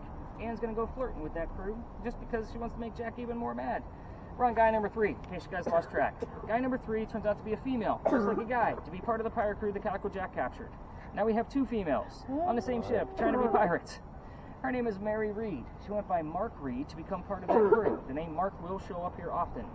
Her and Mary become friends, possibly lovers. We're never really going to know for sure. But the British find out where they are. They send a fleet of ships to come take down one measly pirate ship. Anne and Mary, rumor has it, that they were the only two pirates not drunk enough to come up and fight with their one bullet flintlocks. Obviously, two ladies with one bullet flintlocks are not going to take on a whole fleet of ships. They're going to get arrested. And as they're being arrested, she looks at her captain, her beau, Calico Jack, and she says, "You should have fought like a man instead of being hanged like a dog." Are you okay, by the way? Oh yeah, just choking on something. And we did have the word dog show up earlier on the word list, but that was way too early for this story. So kind of keep that in mind. The word dog does show up here a lot, or with how dogs barking on the red spirit boxes. That's happened in the past before too.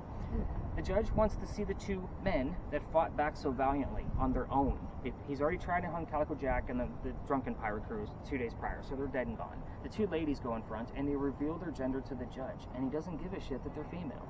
He's still going to hang them. They're still pirates. So they scream out, "We plead our bellies," meaning they're claiming to be pregnant. You can't hang a pregnant woman in 1720. It's illegal. So he sends them both back to jail, delays the hanging. Dad is still up here in South Carolina with all of his Irish money. He bails out Anne, brings her back home. She remarries. That's husband number 2, but guy number 4, because we're going to count Mary Reed. We don't really know. She has 4 kids and dies at the age of 84. Yes, very abrupt, because we don't know much about her after her pirate career. As far as Mary Reed goes, she died a year later in 1721 from whatever pirates die from in a Jamaican jail. Use your imagination. Most books will tell you that it was fever. I call bullshit. It was probably scurvious and nasty and gross. We're going to make it romantic just for this story. How about that? Use your imagination. Dave's like, yeah, I can do that. That's cool. All right, so the only 2 things I left out of this story for you communication device people are the names of Anne Bonny's parents. That's the father and the mistress. That's one thing I can prove for certain. And the name of Calico Jack's ship. So I left that out on purpose so you at least have something to work with. A couple of things before we spread out. So for those of you with cameras or want to see the front of the powder magazine, you can do that. You have to exit the lot and go left in front of those bushes and to get to the front of the powder magazine. The only thing I ask is you do not interrupt the other tours. If you also wanted to go over to the cemetery, where the sign is that says there's no ghost here but the Holy Ghost, you can do that as well. With this location, we're going to spend 5 to 10 minutes here just based on the amount of activity. You guys are going to come find me over there by that wall. I'm going to be over there smoking because you guys all know what the hell you're doing by now. But one last thing about that heated warning that I gave you at the top of the tour. Weird thing is that your name was kind of interesting about, you signed up as Ash, and this story that I'm about to tell you is about a person named Ash, and I was wondering if it was the same person coming back. So when I texted you this morning, it wasn't a number that my Google thing recognized. I was like, okay, it's probably not him. So a year ago, this past September, I brought my group back here, full group of 9 or 10 people. The kid next to me literally goes white as a ghost. He's about to drop, about to hit his head on the pavement. I got to pick him up by his armpit to stop him. That's the quickest thing I could do. So his boyfriend picks him up from the other side of him. We get him over to the wall so he can sit down. There's a little ledge over there. We get him a bottle of water. He's then feeling better, and I then told them the story I just told you. They have known nothing about pirates or Anne Bonny. I spread everybody out. Go have fun with your devices, our last stop, and then they pull me aside and say, Nick, we are 2 transgender males, meaning I had 2 females dressed as males, just like Anne and Mary in the story, and it made complete sense as to why one of them passed out the minute we entered the space. The person that passed out was named Ash. So I was very, I don't put questions like that. It was just I didn't know. So I had 2 dudes on my group, you know what I mean? That's how I look at that. So it was a matter of I had no idea. These are the things that I see. So you guys were asking me about scary shit. It's usually the things that happen to actual people. Psychics and mediums normally don't make it past the Pinckney Mansion site, just so you guys know. Most of them will normally pass out. I gotta call a paramedic. And they didn't reveal to me that they were any kind of psychic medium or practicing psychic or medium. A lot of people come to me and say that they have, abilities, but I test them, as we're kind of going throughout the night to see what kind of things are going to be picking up. And again, I withhold even more information on those tours just to kind of test them a little bit.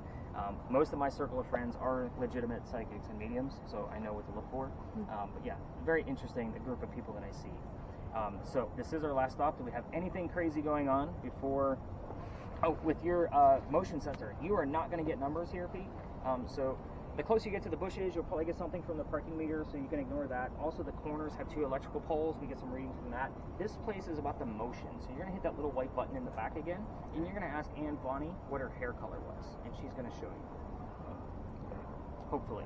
Fingers crossed. We've been getting it a lot lately.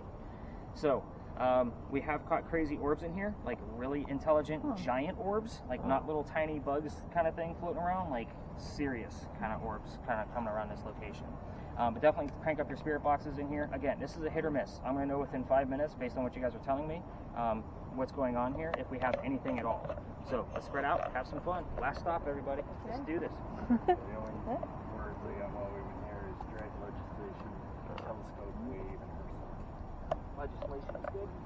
Remember, two Charles King. Turn it up. Yeah.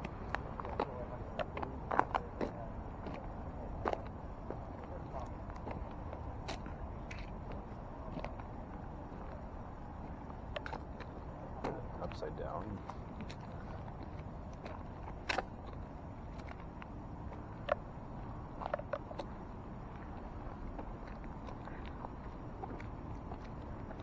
So, by the looks on your guys' faces tonight, I'm guessing this is not what you guys thought you were getting yourselves into. Oh no! Like with all the history, like you were kind of like blank faced. Like, man, this is a lot of info. No, I'm trying to hear stuff on this. I got but, Yeah. Yeah. Oh No, no, no, he but- just told me tools. He's like, you want to play with tools? I'm like, yeah, let's do Oh, it. no, that's cool though. I like it. Well, like some of the things, like because when I go through the history, like some people don't realize I'm going to give off that much history that we're just Yeah. going to wave a bunch of cameras and K2 meters around and have Yeah. some fun. The Uh-huh. history actually makes it like what we talked about at the Oh, beginning. no, I like history. But that was kind of like I was looking at your guys' faces. I'm like, yeah, they're getting way more than what they bargained for, I think. So, but that's good. I mean, I know you guys are having fun. I'm not like Yeah. asking. I wasn't like worried about that. It was just a matter of like the looks on your faces are a little shocking because you're like, damn, this guy talks a lot. No, Yeah. Oh no, we're just like we're used to the history because the other tours we've done, Fair yeah, enough. that's all they do is talk about Yeah. history and Anything crazy coming up out of there? stuff. No, Nothing yet. Yeah, nothing yet. Uh-huh. It's not an easy task. Yeah, I it's not. know.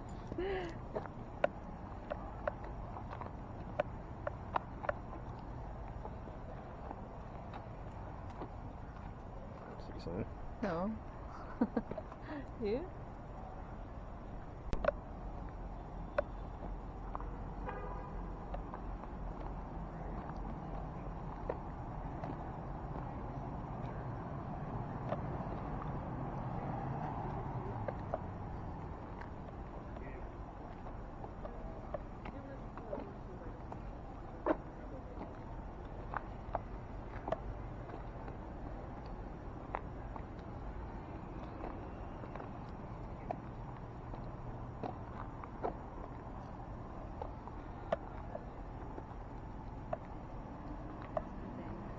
New York. New York?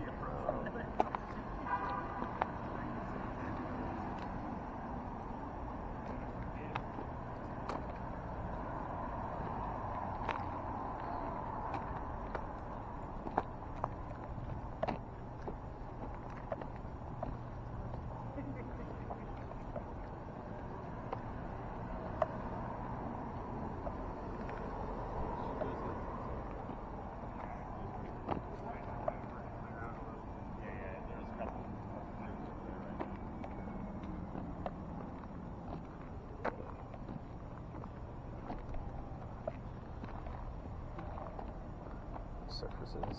What? Surfaces. I don't know. Surfaces?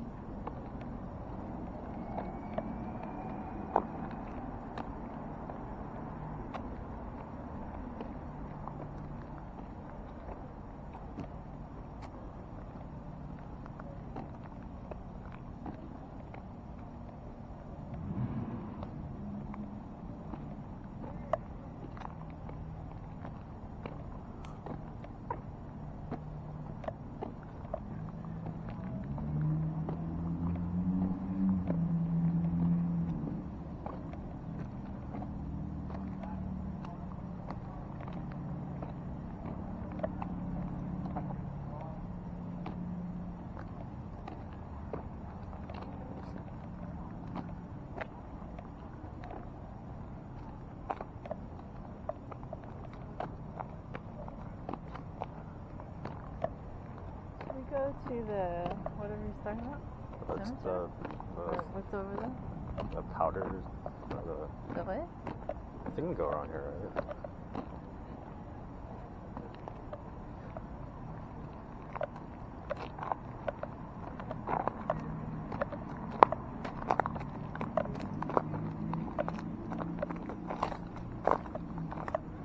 It's like a GoPro. It looks like it. No? But Is I it don't know GoPro? if it is. Huh? It's different than a GoPro.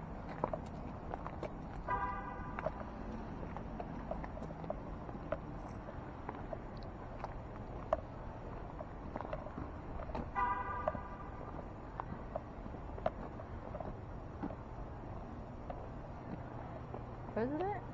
President. President.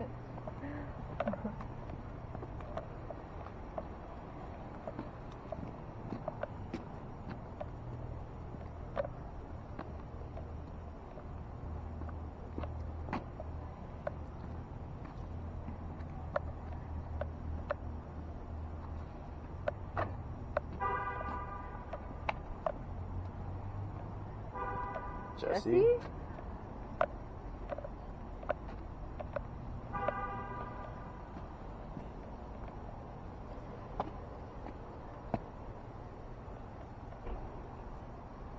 Jesse's in it. No.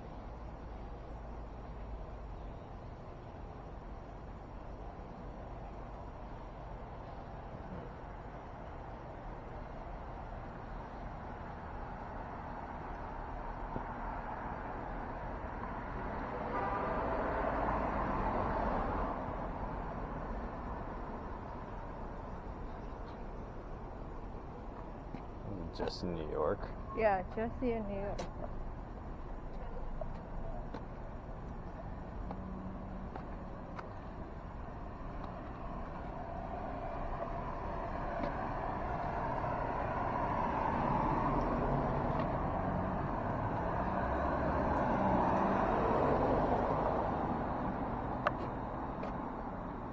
Hands?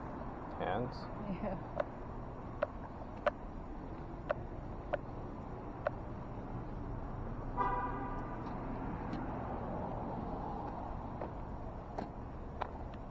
Go over it. Go what? Huh? The thing. Go over there.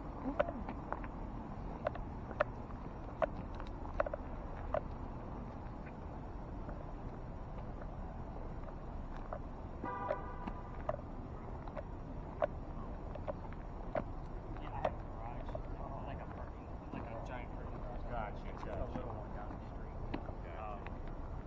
Yeah, I live like Lot three down here. it's expensive anyway. I live.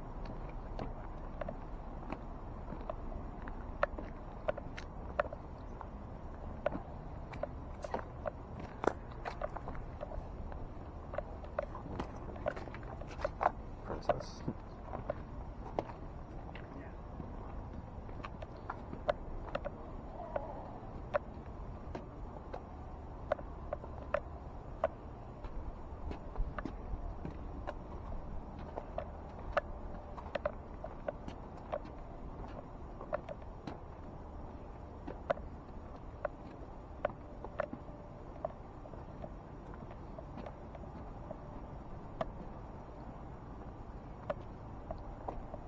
What is shine?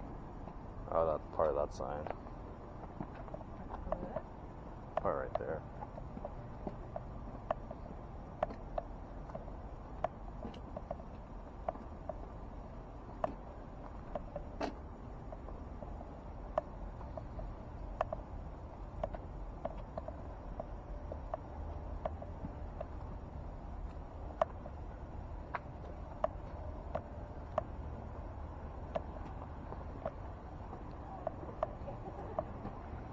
What?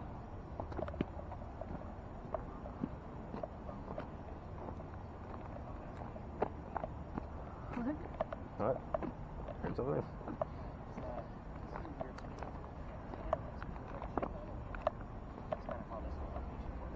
End the night like this, but you're near like where you can spread out and actually have some fun with it.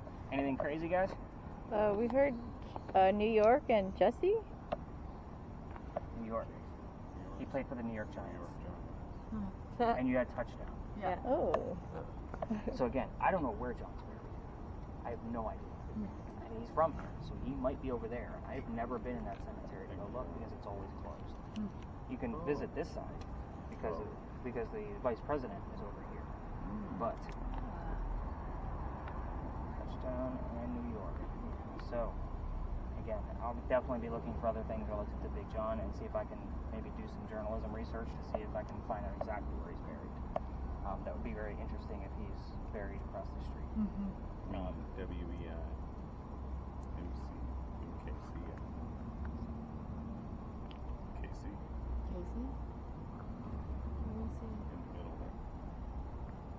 So, KC.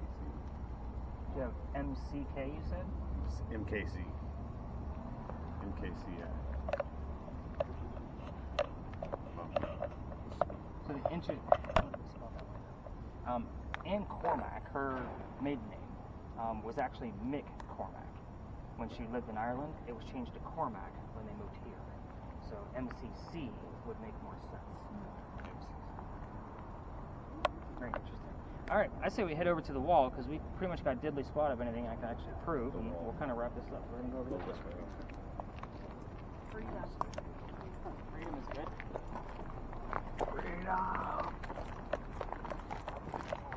I guess Jesse will. Huh? I guess Jesse will. Jesse, nothing?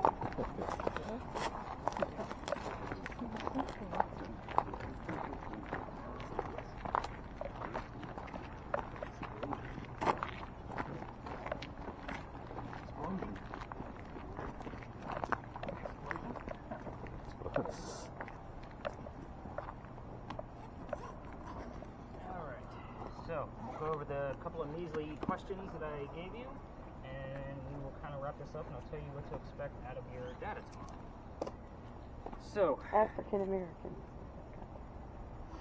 I will tell you that most pirates were Africans. Reason being is because pirates took over cargo ships, and Africans were considered cargo. So they would give them an option. They can either become part of the pirate crew, or they can continue on to the States to become slaves. What do you think they did? They became pirates. So, Anne Bonny, one of the very few pictures you can find of her with a shirt on. The reason why is because she used to bare her breast to show men that they were just killed by a woman. Told you, she was kind of badass.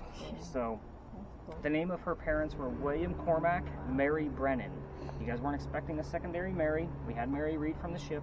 It wasn't a subliminal message. It just happened to be one of those pieces that's the way it popped up when I put this whole story together.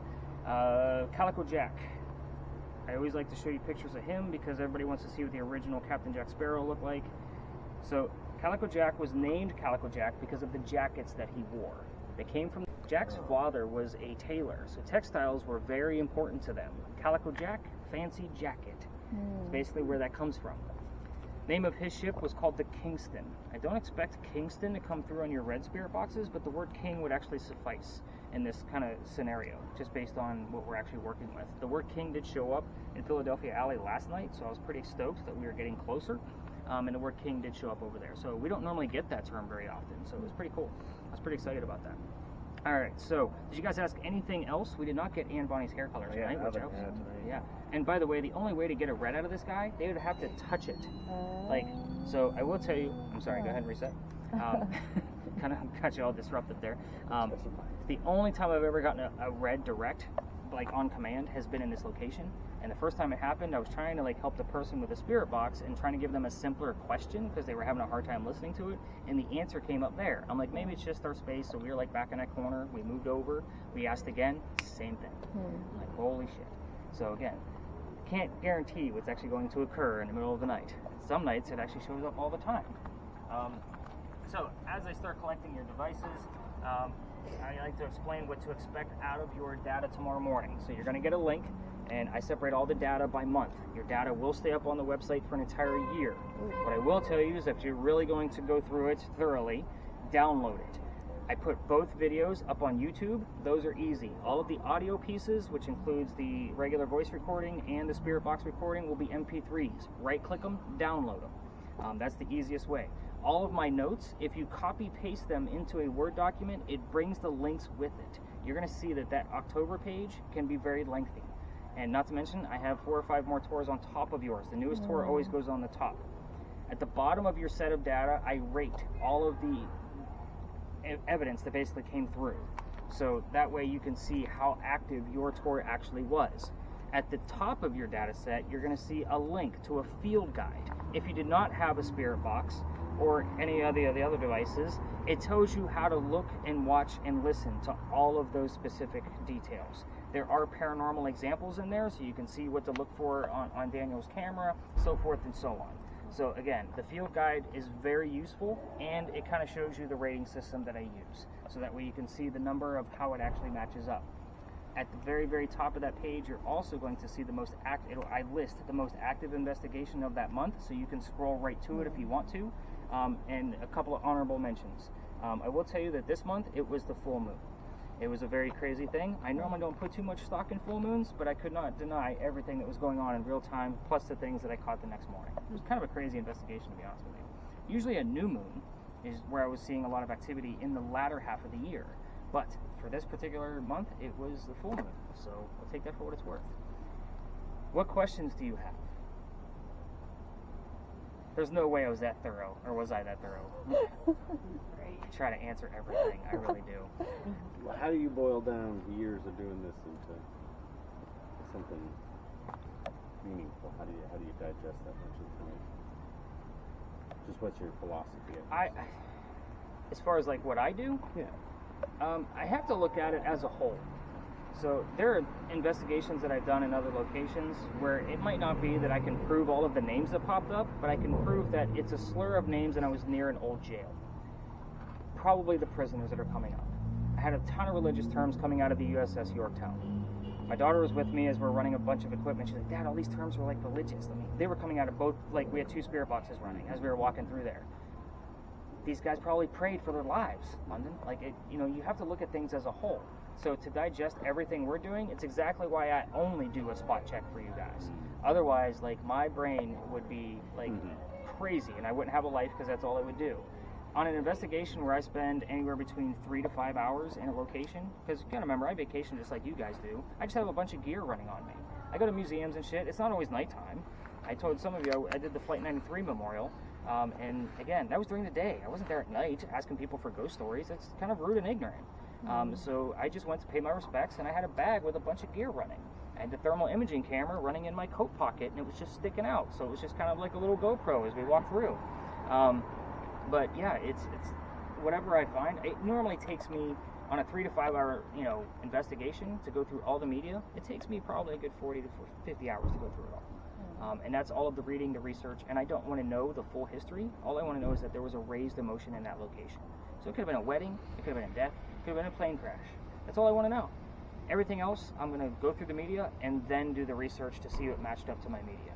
So again, when I did the St. Augustine Lighthouse, like that's a pretty common location that you guys all see in your ghost, shows. I was actually asked to go to that from another podcast, so I was kind of like, all right, I'll go. I like to not go to places that are deemed haunted already.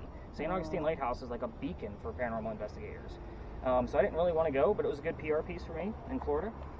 So the things that I came up with had nothing to do with the lighthouse keepers and all the bullshit you guys see on your ghost hunting TV shows. It was actually relative to a playhouse that was on the property and some of the writers that used to work there. Yeah, very interesting stuff. And all of my investigations are on my website, so they're in the podcast and blog format. That's actually how this got started. Somebody listened to my podcast, loved it, and tried to recruit me into their company. And I said, them guys don't make any money. And so, so we kind of worked it out. I learned from him what I could for a year, and the name Stories in the Cemetery was already mine anyway. So that's kind of the brief synopsis of how I actually fully got into this. But digesting it all, it's a lot of studying, especially when something comes up that, that's where it excites me. When you guys hear something that I've never seen or heard before in these spaces, I'm like, oh, cool, something else. You know what I mean? Like, I get to research. I'm a writer, guys. That's why I'm out here. I love to research. And everything we talked about tonight is shit that's happened on the tours. Like I said before, this isn't stuff that the tourism office said, here's the book, tell these stories. That's not how this goes. I'm not even a licensed tour guide, just so you guys know. You don't have to have a license to go ghost hunting. Sure. I just follow the tourism laws, just like everybody else. And I stay out of their way. Let them do their thing, I'm going to do mine. So hopefully tonight you guys learned that there's no such thing as coincidences, and that things happen to you all the time. You just don't know it. You had meters and gauges tonight to be able to kind of see how it all works together. Now, are you going to carry 6 to 7 devices with you at all times? Not necessarily, but pay attention to the things around you. You never know it's actually going to occur. As far as your phones go, use them more often. Like, there's a lot of things you can capture on your phone. Record everything. You never know what's going to show up in there. We talked about orbs earlier with your particular camera. You can start to see the colors of those orbs with your regular phones. So I like using that guy because it's a little bit more definitive. So your phones do have glitches in them. People send me photos all the time. I can usually debunk most of them right away. You wouldn't believe some of the pictures I get. can you check this out? This came out of Tennessee. I'm like, okay, great. There's nothing there. Like, that was you in the window. I've done that one before. I'm usually the bearer of bad news. And whatever I can't figure out on a still frame from a camera, or because we do use a digital camera when I have my full team, if I can't figure it out, my wife went to school for photography and graphic design. It goes to her.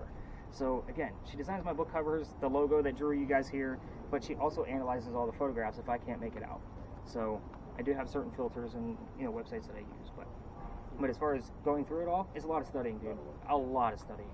And it's a lot of like, what's the bullshit, what's not the bullshit. And to me, the science and the numbers and all of those things, like, yes, I have Ouija boards and dowsing rods and tarot cards, and I do use all of them. But for you guys, I can't prove to you that the dowsing rods are moving. I can't prove that you're holding the dowsing rods and not making them spin around. So I know other tours will actually use dowsing rods. So Gettysburg, I want to say they use them there, and then there's a tour in New Orleans that will use dowsing rods. I have them. I don't know anything about them. A guest actually gave them to me. So I was going to like, all right, cool. I'll take them. I don't know anything about them, but I'll read up and find out what I can do. All right, I'm going to actually hand a small stack of cards over here to Pete, and he can take one, pass it around. You guys take whatever you want, and I'll take whatever's left over, and then I'll start collecting your devices. So, what other questions do you have? As you can see, I'm pretty much an open book. I'll take your device. That takes so long to back the motion detector.